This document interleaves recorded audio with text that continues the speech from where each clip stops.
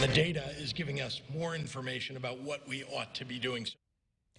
Governor Pritzker has said the data would guide his decisions on when to reopen parts of the state. But the metrics he's using to measure each region show just how different COVID-19 looks in each corner of Illinois.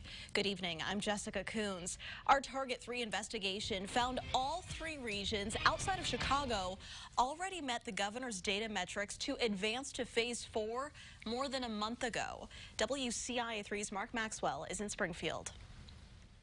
We try to use our data and make the most informed decisions. For months, the Illinois Department of Public Health has tracked key data points to monitor and measure the state's fight against COVID-19. We consider our hospitalization data a particularly significant indicator. Before widespread testing was available, the state watched closely to see how many sick people would show up at the hospital. That gave them a real-time sense of where the virus was spreading.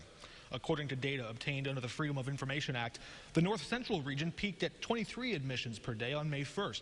Southern Illinois peaked at 17, April 27th. Central Illinois peaked at 17 hospitalizations, April 3rd. The northeast corner, including Chicago and the suburbs, skyrocketed nearly 20 times higher, reaching a peak of 444 hospitalizations, April 27th. That gap, combined with growing political pressure, led Governor Pritzker to divide the state up into 4 regions, allowing each region of the state to advance at its own speed as it met medical benchmarks. But there was one key sticking point. Governor Pritzker's phases are 28 days each, twice as long as New York's 14-day phase. IDPH will watch the identified health metrics closely to determine when regions have attained them. That data now shows every region of the state, except for Chicago, had already met those metrics. When Governor Pritzker said on May 5th downstate would have to wait 56 days to reach phase 4, all 3 downstate regions had already waited more than 56 days and stayed below those levels the entire time.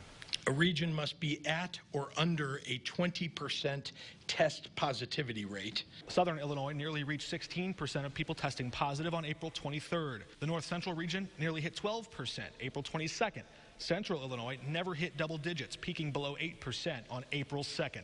Chicago and the surrounding suburbs were above 20%, more than half of that time, peaking at 28% on April 14th and not reaching the 20% rate until May 11th. A region must maintain the availability of a surge threshold of 14% availability of ICU beds, of medical and surgery beds, and ventilators. Even counting the surge that hit Chicago, after Governor Pritzker's order to stay home, hospitals there never reached that dangerous point where only 14% of ICU beds or medical and surgery beds were available.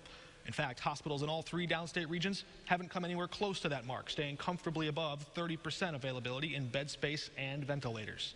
I'm not saying that we couldn't have made other decisions along the way and that everything was perfect.